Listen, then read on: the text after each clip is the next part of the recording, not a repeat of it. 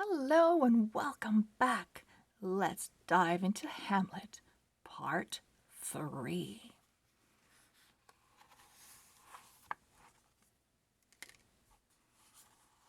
That evening, while the audience watched the stage, I watched Claudius.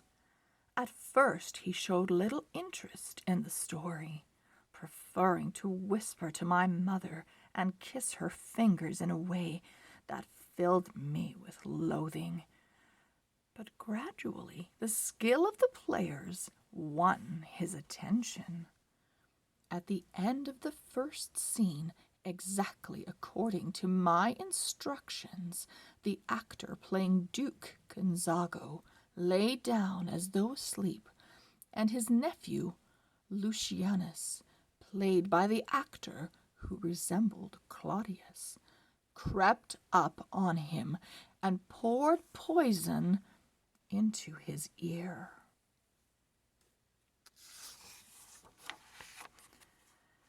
Even though the light in the hall was dim, I could see the deathly pallor of Claudius's face as he watched the scene.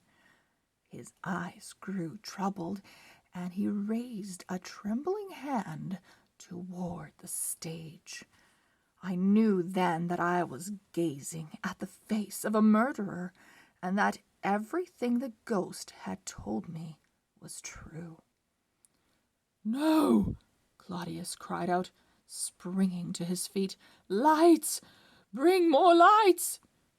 But all the torches in the world would not light the darkness in his mind.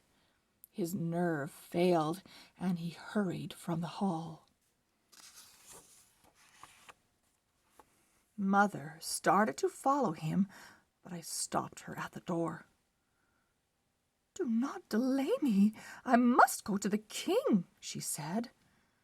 "Something is wrong." "And I know what," I told her. "I must talk to you.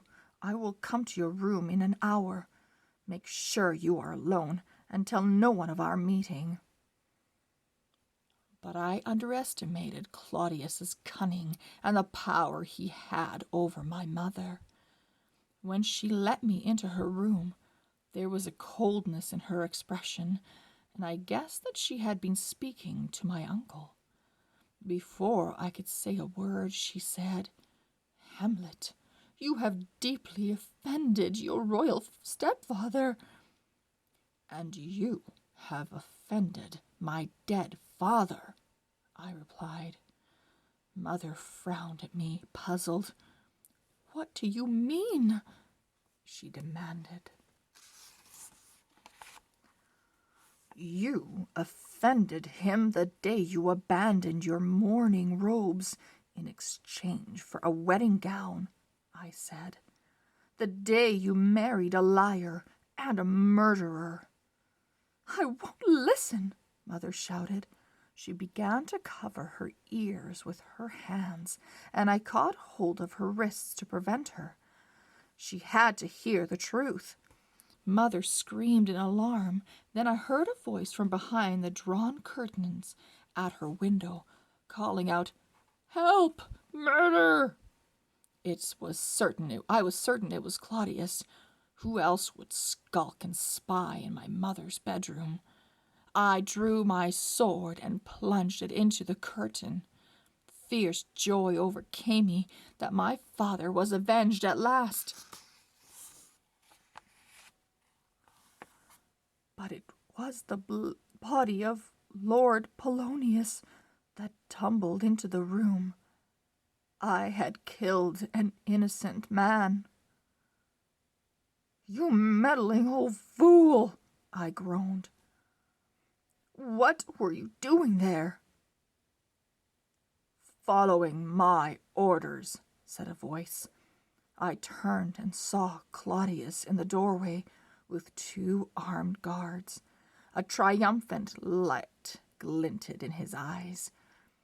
"I was afraid you might harm your mother if you were alone with her," Claudius went on.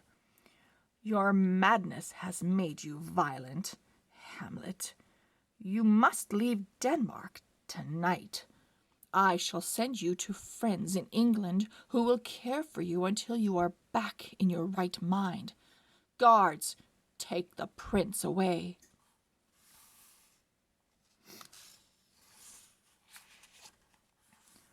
Neither my mother nor the guards saw the mocking smile that flickered on his lips, but as soon as I saw it, I knew that Claudius intended me never to return from England.